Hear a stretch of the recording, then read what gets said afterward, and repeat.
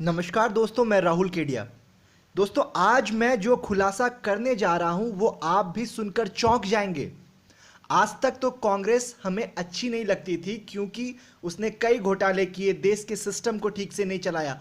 पर ये न्यूज़ सुनकर आप कांग्रेस के नेताओं को जूते से मारना चाहेंगे, उनके मुंह पर थूकना भी नहीं चाहेंगे। इतनी बड़ी गद्दारी देश के साथ। कुछ दिन पहले मैंने एक वीडियो पोस्ट किया था जिसमें मैंने बताया था कि जो वकील पाकिस्तान की तरफ से कुलभूषण यादव के अगेंस्ट में ICG international court of justice में लड़ने गया है, जिसका नाम खबर कुरैशी है, उसका सोनिया गांधी के साथ पहले से ही लिंक था। 2004 में वो भारत की तरफ से, यानी जब भारत में कांग्रेस की सरकार थी तो सोनिया गांधी ने उसे हायर किया था कि वो भारत के तरफ से केस लड़े। पर आज जो खुलासा मैं करने जा रहा हूं वो सच में दिल दहला देने वाला है। जो खुलासा मैं करने जा रहा हूं उसे बड़े ध्यान से सुनिएगा, जिससे आप सोच में पड़ जाएंगे कि कांग्रेस और उसके नेताओं ने आखिर हमारे देश यानी भारत के साथ क्या क्या किया है। आपको बता दें कि 2004 में सोनिया गांधी की सरकार ने पाकिस्तानी मूल के वकील खबर कुरैशी को 2004 धबोल केस के लिए लड़ने के लिए भारत के पक्ष की ओर से साल्वे, वही हरीश साल्वे जो आज भारत की तरफ से कुलभूषण यादव के लिए आईसीजी में लड़ने गया, उसको हटाया था। मतलब पहले धबोल केस में हरीश साल्वे ही थे, पर उसको हटाकर सोनिया गवर्नमेंट ने 2004 धबोल केस में खबर कुरैशी को भारत की ओर से लड़ने के लिए नियुक्त किया था। आप जरूर सोच रहे होंगे कि हरीश साल्वी जो एक भारतीय है उसे भारत की ओर से लड़ने के लिए क्यों नहीं दिया गया, उसे क्यों हटा दिया गया, और फिर जिसको नियुक्त किया गया वो एक पाकिस्तानी मूल का। मतलब समझ में नहीं आ रहा ऐसा क्यों हुआ। तो अब सुनिए ऐसा क्यों हुआ। महाराष्ट्र में धबोल पावर प्लांट बनाया जा रहा था।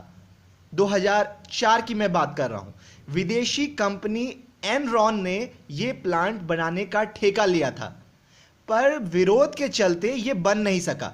तो कंपनी ने, उस एनरॉन कंपनी ने भारत पर 38,000 करोड़ का हर्जाना केस अंतर्राष्ट्रीय अदालत यानी आईसीजी में दायर करा दिया। जब कंपनी ने यह केस डाला था तब भारत में वाजपेयी सरकार थी, यानी बीजेपी की सरकार। वाजपेयी सरकार ने हरीश साल्वे को केस की फाइल दी और भारत की ओर से लड़ने के लिए नियुक्त किया।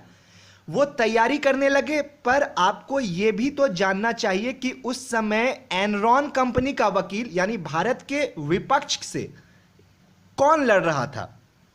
वो वकील कौन था जो इस विदेशी कंपनी एनरॉन के साथ मिलकर भारत के खिलाफ लड़ने की तैयारी कर रहा था।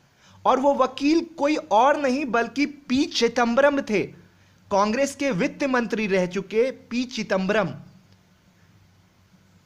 जी हां दोस्तों, भारत की तरफ से जो वकील था वो थे साल्वे और एनरॉन कंपनी का वकील था पी चिदंबरम। सोनिया गांधी की सरकार आ गई, उसके बाद इस सरकार में चिदंबरम मंत्री बन गया और उन्होंने साल्वे से फाइल छीन ली। जी हां दोस्तों, चिदंबरम के कहने पर ही कांग्रेस गवर्नमेंट ने साल्वे से फाइल छीन ली। चिदंबरम वरिष्ठ मंत्री था और उसने मंत्री बनने के बाद कांग्रेस गवर्नमेंट के साथ मिलकर भारत को लूटने का एक अनोखा प्लान किया। चिदंबरम मंत्री बनने के बाद एनरॉन कंपनी का मुख्य वकील तो नहीं रहा क्योंकि वो सरकार में आ चुका था, पर एनरॉन कंपनी का लीगल एडवाइजर बना रहा। यानी भारत का वित्त मंत्री एनरॉन कंपनी का लीगल एडवाइजर था। वो कंपनी जो भारत के खिलाफ केस लड़ रही थी, उसका लीगल एडवाइजर भारत का एक मंत्री था। वहीं साल्वे को हटाकर इन लोगों ने पाकिस्तानी मूल के खबर कुरैशी को वकील नियुक्त किया।